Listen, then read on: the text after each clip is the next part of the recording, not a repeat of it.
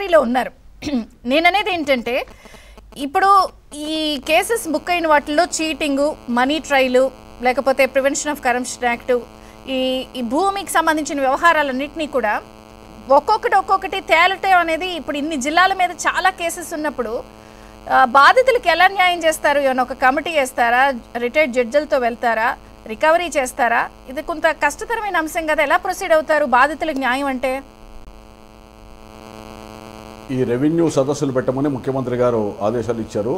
సంబంధిత అధికారులతో ఆగస్టు 15 నుంచి అంటే తర్వాత 16 నుంచి వెళ్ళి అక్కడ ఏమైనా ఫిర్యాదులు వస్తే రెవెన్యూ ఏమైనా మా ఆస్తులు ఇట్లా లాక్కున్నారు 22A కింద ఉన్నటువంటివి రకరకాల ఏమన్నా అక్కడ ఉన్నటువంటి సమస్యలు ఏమైనా ఉంటే ఆ యొక్క సభ దృష్టికి తీసుకురమ్మని చెప్పారు. అదేవిధంగా క్యాబినెట్ నుంచి కూడా కమిటీ వేస్తానన్నాడు.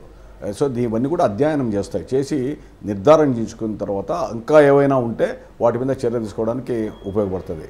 వీళ్ళు ఏ విధంగా ఉన్నారంటే ప్రతి తప్పు ఎదుటోళ్ళ మీద రుద్దడానికి. అంటే ఈ కరప్షన్ ఒకటే కాదు, మీరు చెప్పినట్టు మొన్న జగన్మోహన్ రెడ్డి గారు చెప్పారు 36 మంది వైఎస్ఆర్సీపీ కార్యకర్తలు చనిపోయారు అని. ముఖ్యమంత్రి గారు సభలో అడిగారు, అయా లిస్టు 36 మంది ఎవరోనే. 36 మంది కార్యకర్తలు రాష్ట్రంలో చనిపోయిండొచ్చు వైఎస్ఆర్సీపీ వాళ్ళు, కానీ హత్యకు గురి అయ్యారా లేదా అనేటువంటి వివరణ లేకపోయాడు జగన్మోహన్ రెడ్డి. 36 మంది హత్యకి ఎవరు చేశారు, తెలుగుదేశం వాళ్ళు చేశారు ఎక్కడని. ఈరోజు పత్తికొండలో మన అక్కడ ఉన్నటువంటి ఈ నియోజకవర్గంలో శ్రీనివాస్ అనేటువంటి వ్యక్తి హోసూరులో మాజీ సర్పంచ్ని హత్య గావించారు. వేటకొడవలతో కళ్ళలో కారం కొట్టి చెప్పారు అధికార పార్టీ అతనే. అదే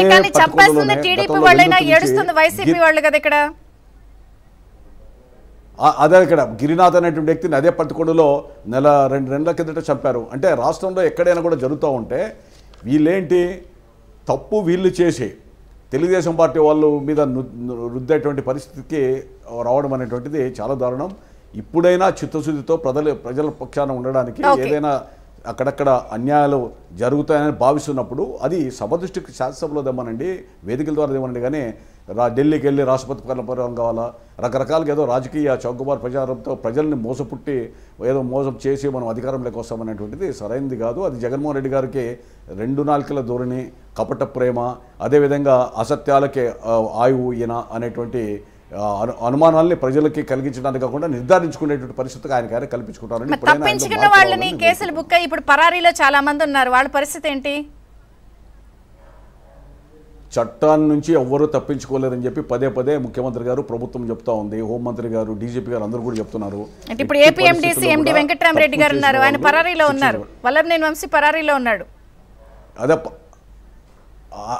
అందుకనే ఈ పరారులో ఉన్న ఎవరైతే ఉన్నారో వాళ్ళందరి మీద కూడా ప్రత్యేక బృందాలు పోయి ఎక్కడ ఏంటి అనేటువంటిది చట్టం తన పని తాను చేసుకోబోతుంది. మనము రాజకీయ నాయకులు కానీ ఎవరు కూడా జోక్యం చేసుకోకూడదు. కాబట్టి తప్పకుండా ఈ ప్రభుత్వం